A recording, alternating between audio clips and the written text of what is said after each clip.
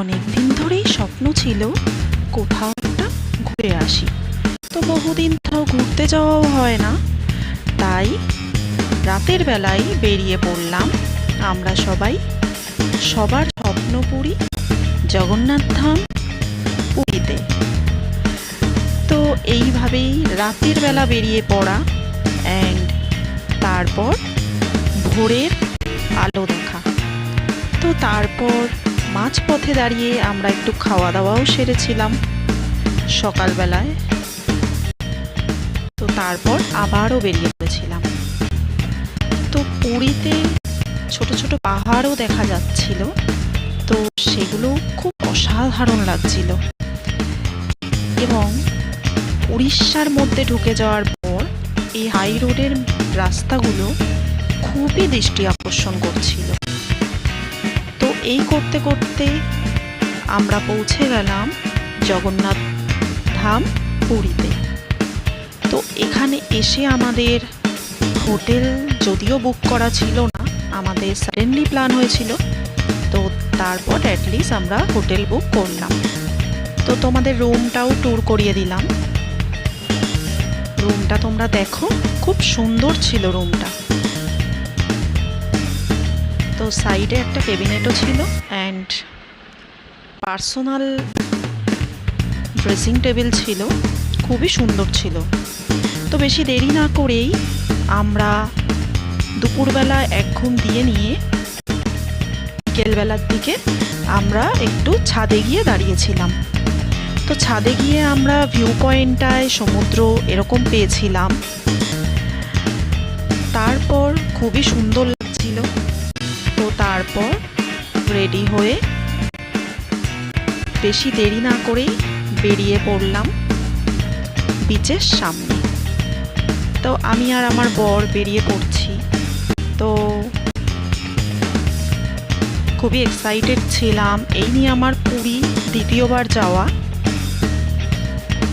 খুবই ভালো লাগছিল। আর এই হোটেলটা ছিল হোটেল সোনা ইন্টারন্যাশনাল। এই রুমটা তোমরা বুক করতে পারো, খুব সুন্দর রুম অ্যান্ড সি বিচের সামনেও তোমরা পাবে। তো বেশি দেরি না করে আমরা বিচে চলে গেলাম। খুব সুন্দর অনুভূতি ছিল। আর আমি সব থেকে বড় কথা, আমি বহুদিন ঘুরতে যেতে পারি না, তো এটা আমার অনেক দিন বাদেই ঘুরতে যাওয়া। তো ভীষণ সুন্দর লাগছিল। পার্সোনালি কোনোদিনও যেতে পারছিলাম না। এর মাঝখানে আমি সুন্দরবন গিয়েছিলাম, কিন্তু সেটা ফ্যামিলি ট্যুর ছিল।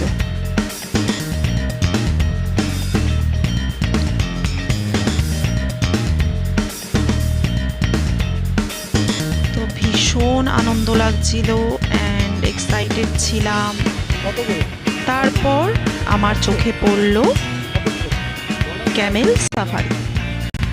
তো এইটা তো ভীষণই ইন্টারেস্টিং ছিল আমার কাছে। আর আমার না যে কোনো কিছু এক্সপিরিয়েন্স করতে খুব ভালো লাগে। তো সেই জন্য বেশি দেরি না করে বায়না করে, এক রকমের ছোট মানুষের মতো বায়না করে উঠে পড়লাম ক্যামেল সাফারিতে। তো আমার বরকে বলেও দিলাম যে একটু ভিডিও শ্যুট করে দাও, তো দিয়েছিল। দেন ক্যামেল সাফারিটা আমার হয়ে গেছিল। তো যদিও এই দিন ফার্স্ট দিন আমি ক্যামেল সাফারিটা খুব বেশিক্ষণ করতে পারিনি, তো সেকেন্ড দিন আবার উঠেছিলাম। তো আমার বরের ভীষণই অপছন্দ ছিল, কিন্তু আমার বরের সব কিছুতেই অপছন্দ হয়, যার জন্য আমি ওটাকে কোনো পরোয়া করিনি অ্যান্ড আমি নিজের এনজয়মেন্টটাকে ফিল করছিলাম। তো এইভাবেই তারপর বাবু মশাই খাবেন ভুট্টা। তো এই ছিল ভুট্টা সিদ্ধ করা। তো এটা খুব টেস্টি ছিল, প্রচণ্ড গরম ছিল।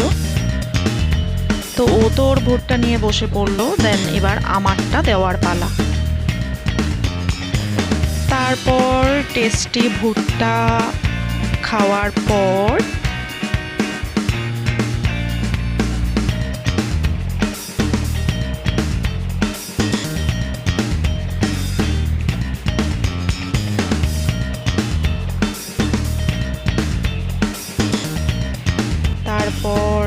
একটু বসে গল্প আড্ডা একটু ফিলিংস। তো তারপর